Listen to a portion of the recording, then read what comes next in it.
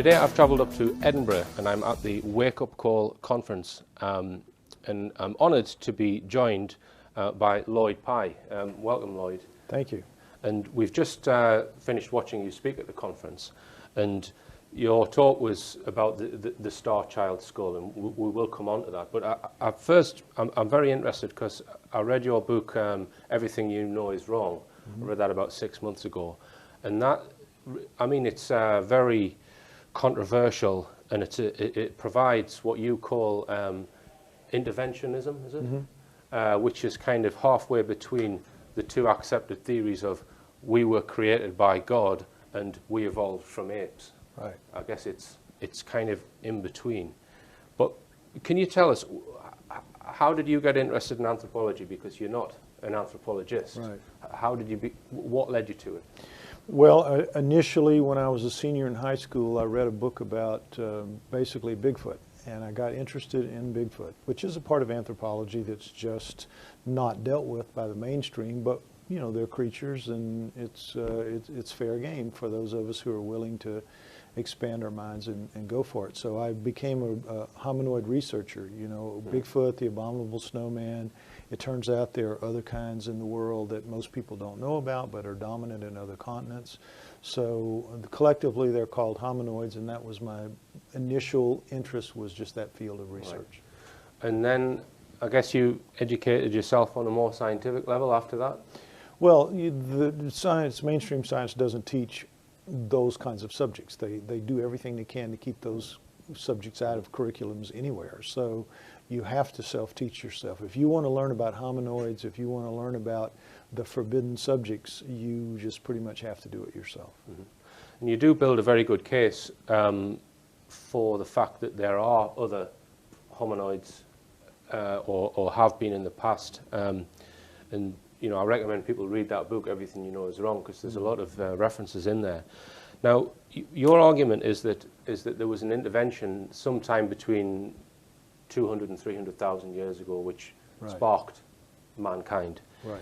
And as far as I'm aware, there are three broad arguments for that view. The first is that the anthropological record doesn't suggest that we just evolved from apes. Could you expand on that for us, Lloyd, and well, explain why? it's not the anthropological record that does that, it's the genetic record. Right. Anthropology says that we evolved from a common ancestor with chimps between 5 and 8 million years ago. Somewhere in there was a common ancestor, and humans and chimps branched into their separate species of today. That's what anthropology and zoology and all of that says. However, when geneticists in the middle 1980s rather began to look at mitochondrial DNA and clocking it backwards because they feel that it's something that can give them a timeline on humanity, when they did that, they found that we were about 200,000 years old, not between 8 and 5 million, only 200,000. So that's where our species begins as we are now, as we are today. So science then was in a real quandary because the anthropologists and the geneticists just did not agree on this timeline. So an answer had to be devised to explain away what the geneticists had found and still keep the idea of evolution intact. So what they came up with was what's called the bottleneck, the genetic bottleneck, in which they say sometime prior to 200,000 years ago, all of humankind up to that point in the world was decimated by some unknown kind of catastrophe, leaving only a few breeding pair alive, and those few breeding pair happened to be within reach of each other, so they could continue to have sex and procreate. So that's just, you know, it's an impossible scenario. So if we draw a tree, branches of a tree, which is mankind sort of spreading his genes and spreading the race, it goes back to a point, and that point is between 200 and 300,000 years ago, and everyone agrees on that. Right. But what they don't agree on is whether that was the absolute start, or whether there was some other link to it's actually one branch off another larger branch. Exactly. That's exactly right. And the argument is, did we in fact begin completely wholly at that point, or did we squeeze through that bottleneck, and prior to that we were something else, but we were very close to human, close enough to human, so that while all of them died out, all that were left were still pretty much the same thing. Now, that said, you put forward the argument that at that point in time, when the start of that tree, that was the start, that there wasn't this link. Right. I contend that at 200,000 years ago, we were we were the result of genetic engineering over the course of some particular length of time. I don't know, really can't say how much, but the end product of that genetic engineering is us. And they get the final product around 200,000 years ago, and it begins to spread from that point.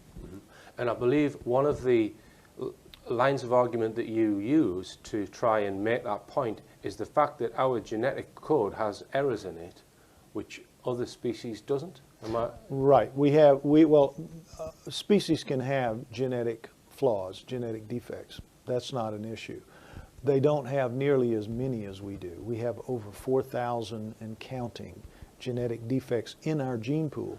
So if we have a 200,000-year-old gene pool, how do you get 4,000 plus genetic defects? It's just implausible. Now, when you use the word genetic defect, people will think, oh, someone with an extra finger or something like that.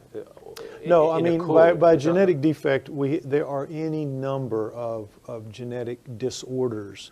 Down syndrome is a very common one. Spina bifida is one that everybody knows about.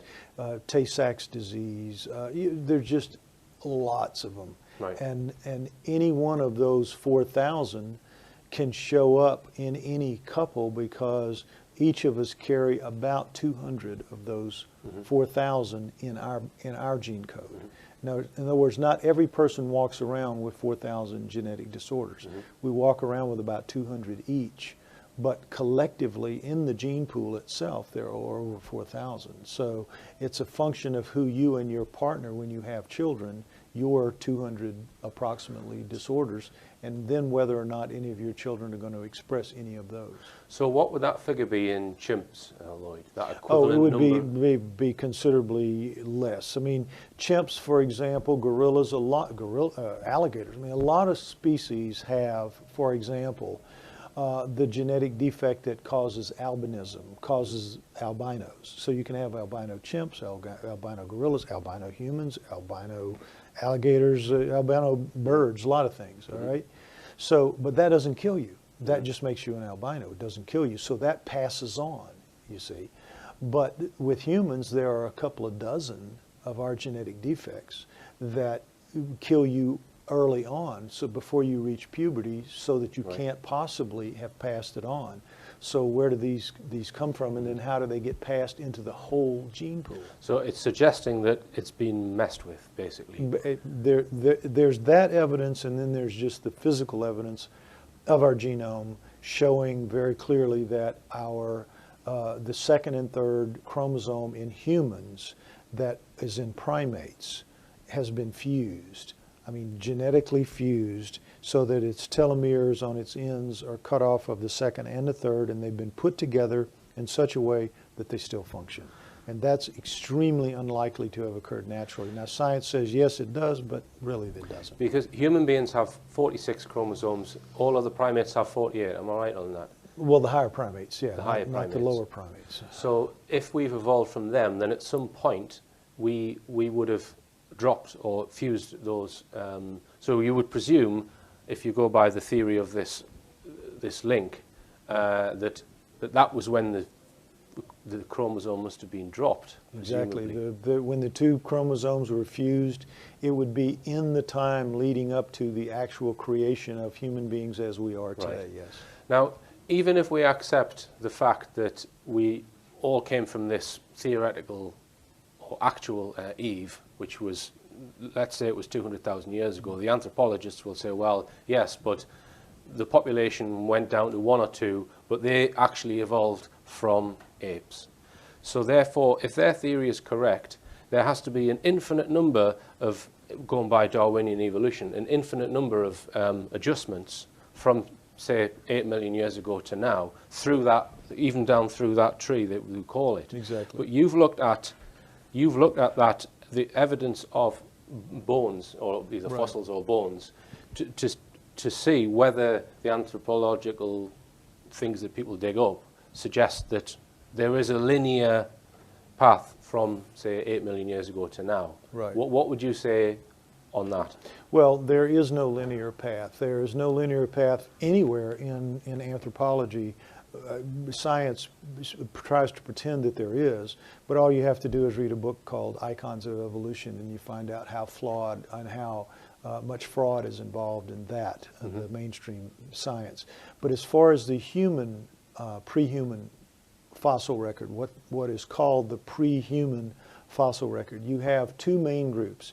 You have the Australopithecines, and then you have the early Homos. And the Australopithecines seem to lead into and overlap somewhat the early Homos at around 2 million years ago.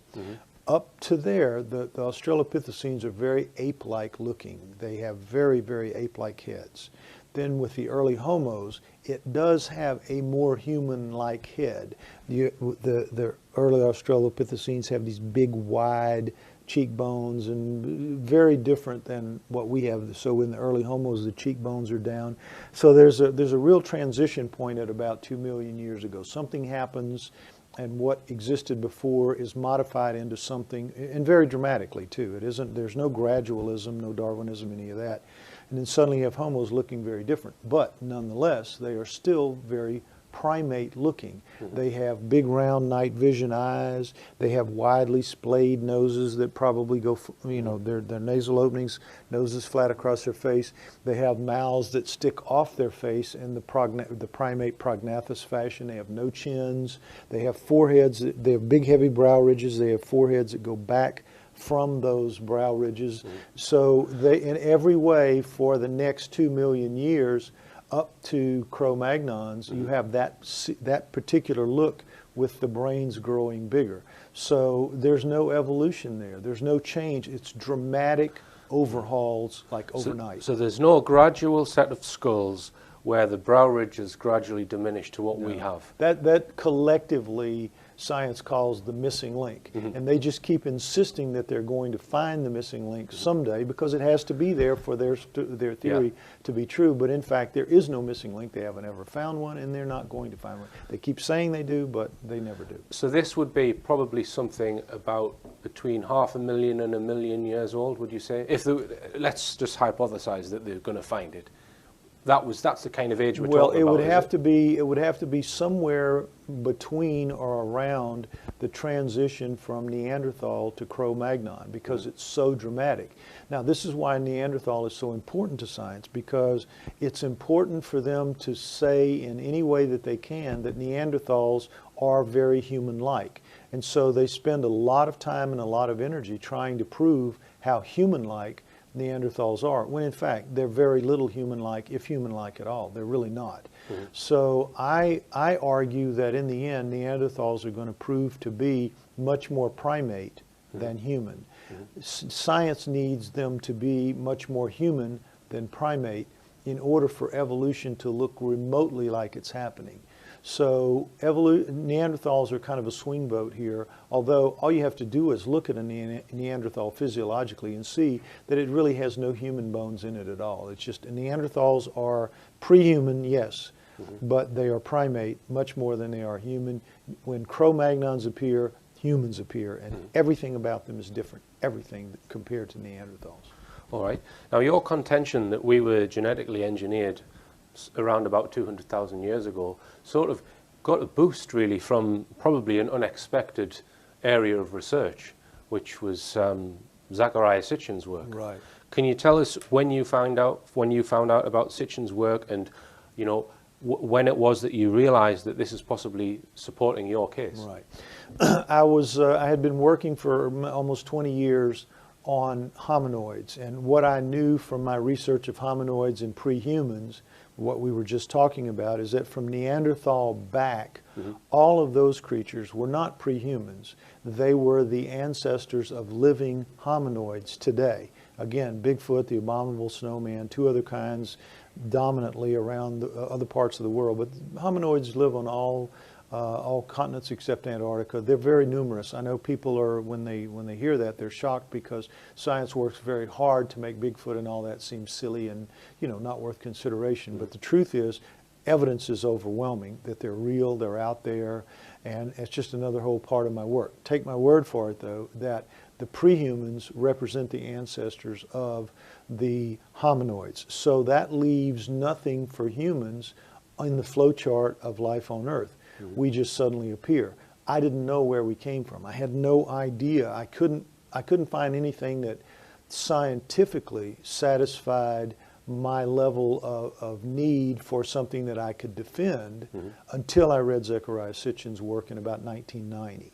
And as soon as I read The 12th Planet, I said, that's what I've been needing. That's the answer. Because while I could say that humans didn't evolve on Earth, that Earth belonged to the hominoids, and I couldn't say when or how we came here. I didn't really understand that.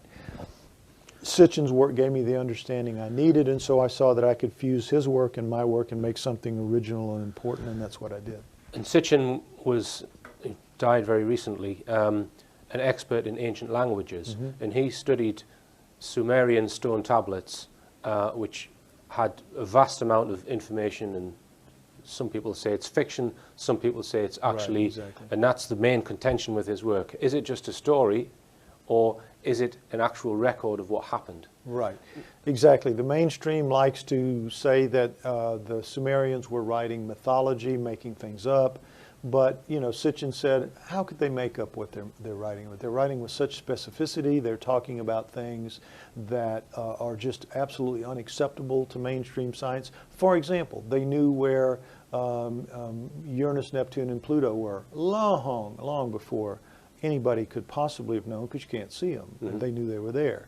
They themselves said that they created humans to be their slaves and their servants, the Anunnaki, from the planet that Nibiru, that is supposedly, according to the Sumerians, a part of our solar system. So everything that the Sumerians were writing relative to how humans came to be here, how domesticated plants and animals came to be here, and understand that there's as much genetic tampering with domesticated plants and animals as there is with human beings. So this whole plethora of things that we just accept as natural to the earth were not. They were created here. And the Anunnaki that the stone tablets speak of were supposedly here possibly a few 100,000 years before man was created. So they were maybe occupying our planet for whatever reason. Well, the tablets say about 350 to 400,000 years ago, so they could have as much as 150 to 200,000 years here before they felt a need to create us, yes. And tell us what that need was, Lloyd. The need to create us was that they were few and they had a big job to do. They were collecting gold. They needed a lot of gold to repair their atmosphere. Again, this is according to the writings of the Sumerians, to correct their atmosphere, which had been damaged in their rise to a high technology. And so they need gold, it turns out, is the thing we'll need to repair our atmosphere with when the day ever comes. Gold is a wonderful reflector, and it reflects harmful rays, but it's also a good insulator as well. So particulated gold in the form of like talcum powder, blown up into the stratosphere so it'll float over the surface of the air and stay up for quite a while. That's just what they needed, so they came to get it.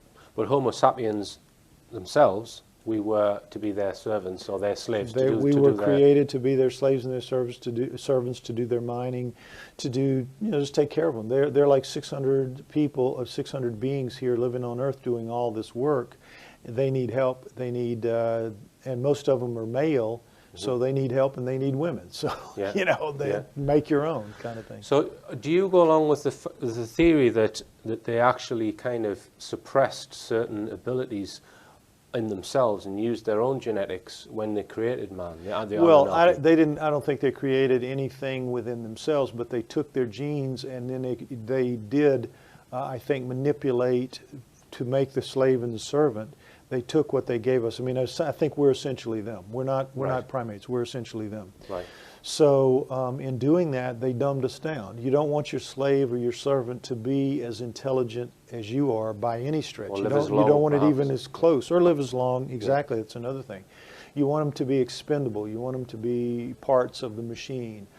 So when you come down to our intelligence, they had to really dumb us down. If we've got their brains in our heads, and it's clear that we do, we have a brain that's totally unlike any other higher primate, totally in every way.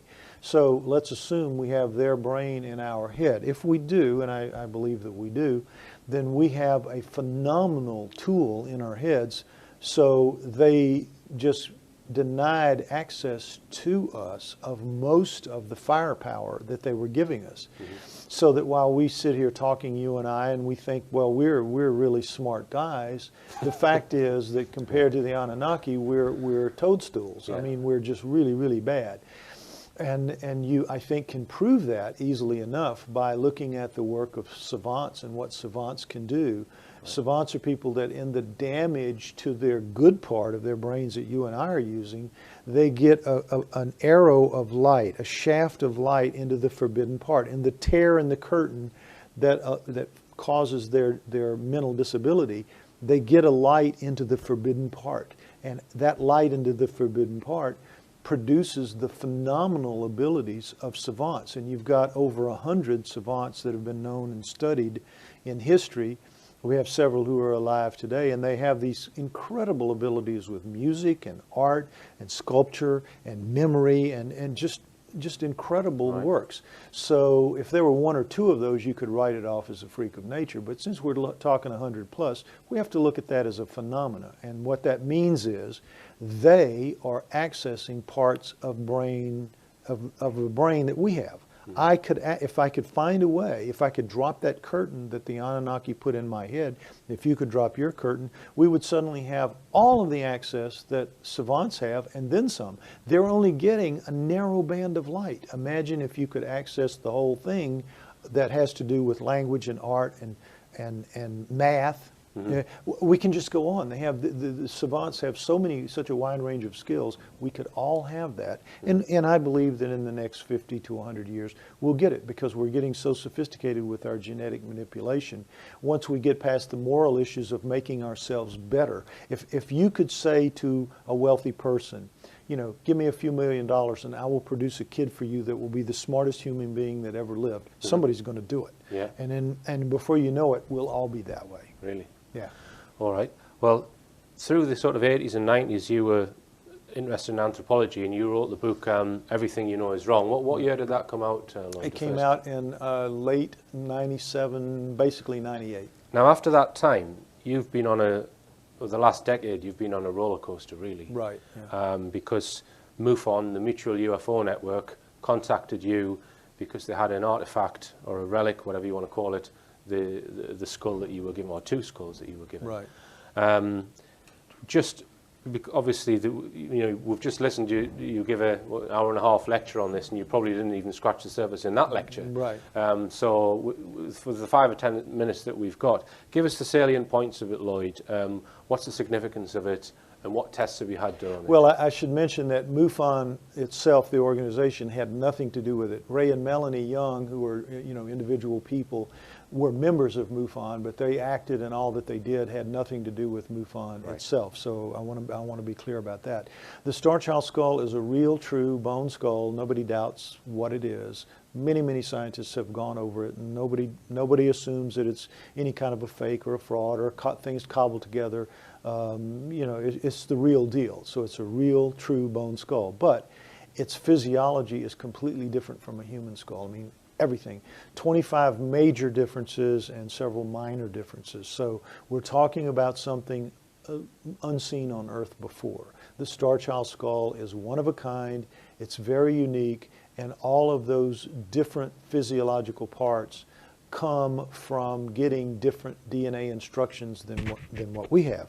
So the Star Child is ultimately going to be able to be proven to be a human-alien hybrid, and that's what we're in the process of trying to do, is prove that with genetics. And the skull itself is approximately 900 years old because it's been carbon dated. Carbon dated, right. And just to touch on the two physical anomalies which make it different from any other skull, there's the fibers and there was two in your lecture, Lloyd. Just remind us of what they were. Fibers and the red residue.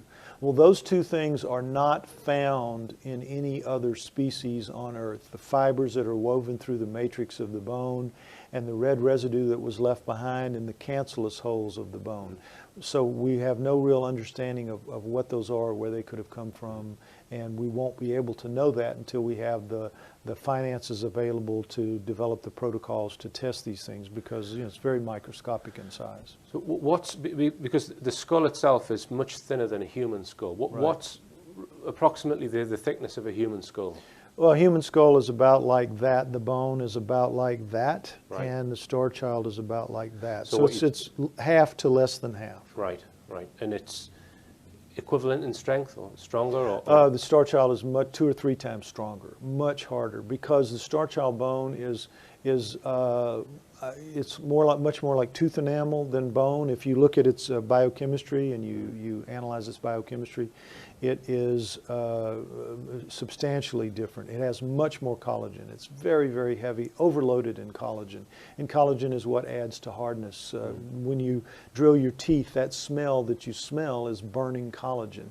And the star child is just choked with extra collagen, much more than our bones have.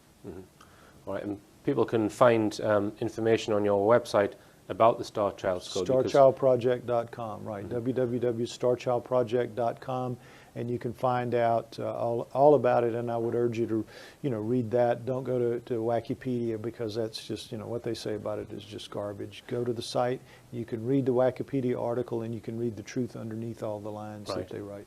Now, some of the DNA testing has shown that the mother is human, right? But you're getting or you've recently had tests done, which is that on the father's DNA. Right.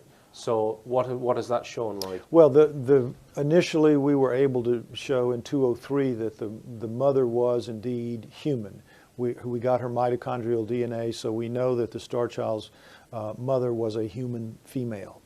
When we tried to recover its nuclear DNA, which comes from its mother and its father, we couldn't even get close to an answer. In 6 full attempts, there was just no answer. So something was really wrong with the father at that point. That's what we thought.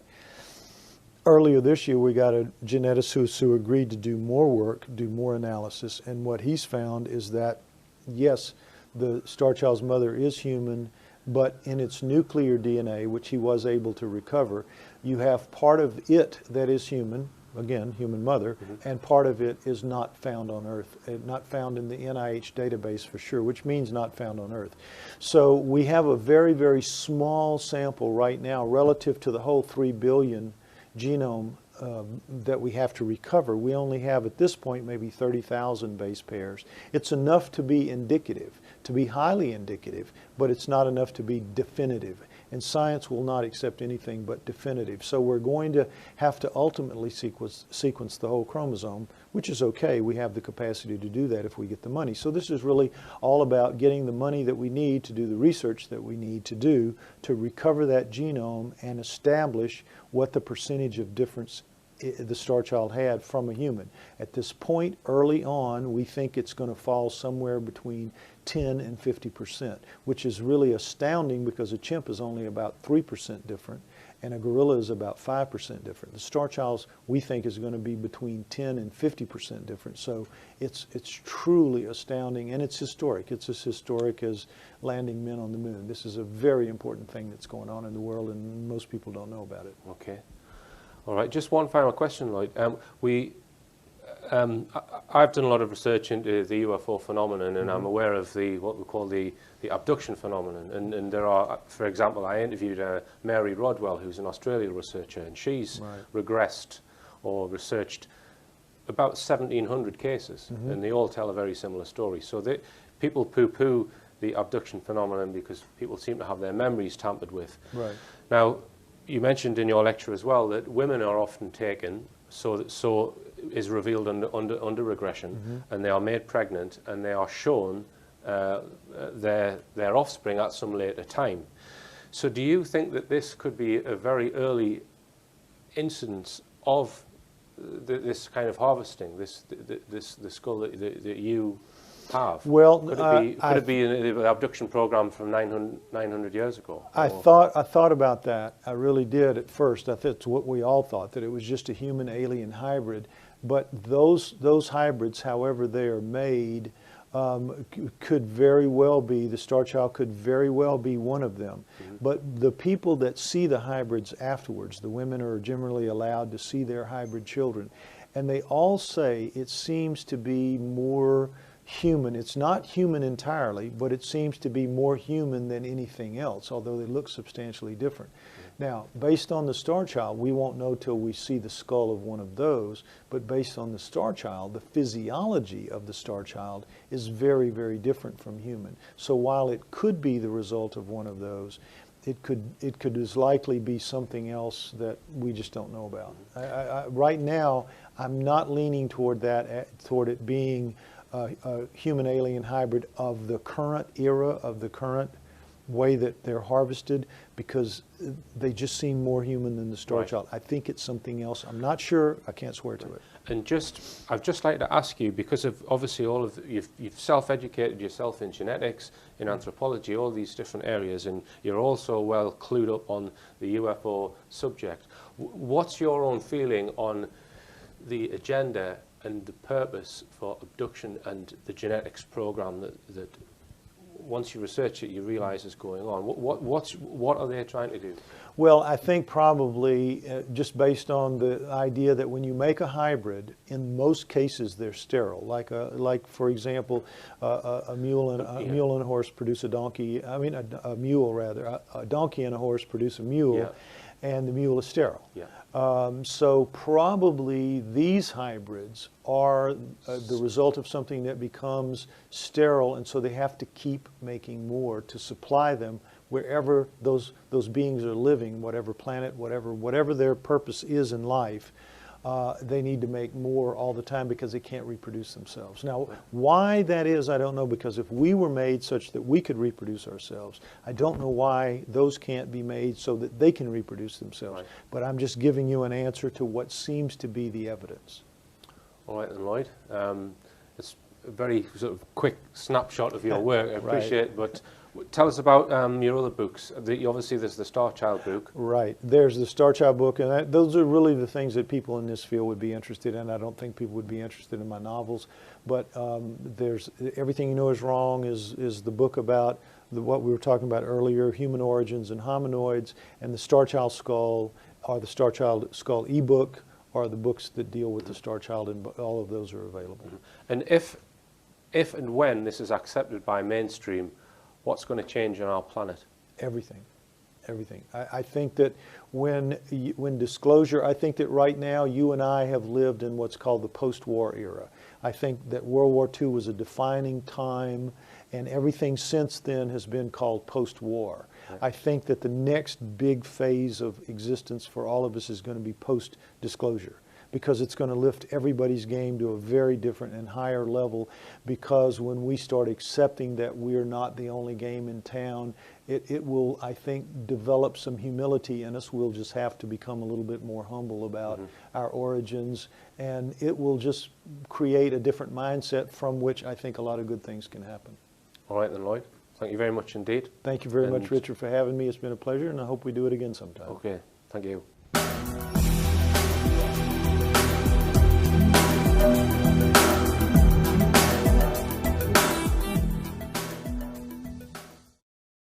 Everything You Know Is Wrong. I read that about 6 months ago, and that, I mean, it's very controversial, and it provides what you call interventionism, is it? Which is kind of halfway between the two accepted theories of we were created by God and we evolved from apes. Right. I guess it's kind of in between. But can you tell us, how did you get interested in anthropology? Because you're not an anthropologist. Right. How did you what led you to it? Well, initially when I was a senior in high school, I read a book about basically Bigfoot, and I got interested in Bigfoot, which is a part of anthropology that's just not dealt with by the mainstream, but they're creatures, and it's fair game for those of us who are willing to expand our minds and go for it. So I became a hominoid researcher, you know, Bigfoot, the abominable snowman. It turns out there are other kinds in the world that most people don't know about but are dominant in other continents. So collectively they're called hominoids, and that was my initial interest, was just that field of research. Right. And then I guess you educated yourself on a more scientific level after that? Well, the science, mainstream science doesn't teach those kinds of subjects. They do everything they can to keep... Arguments for that view. The first is that the anthropological record doesn't suggest that we just evolved from apes. Could you expand on that for us, Lloyd, and explain why? It's not the anthropological record that does that, it's the genetic record. Right. Anthropology says that we evolved from a common ancestor with chimps between 5 and 8 million years ago. Somewhere in there was a common ancestor, and humans and chimps branched into their separate species of today. That's what anthropology and zoology, those subjects out of curriculums anywhere. So you have to self-teach yourself. If you want to learn about hominoids, if you want to learn about the forbidden subjects, you just pretty much have to do it yourself. Mm-hmm. And you do build a very good case for the fact that there are other hominoids or have been in the past. And you know, I recommend people read that book, Everything You Know Is Wrong, because there's a lot of references in there. Now, your argument is that there was an intervention sometime between 200 and 300,000 years ago, which sparked mankind. Right. And as far as I'm aware, there are three broad...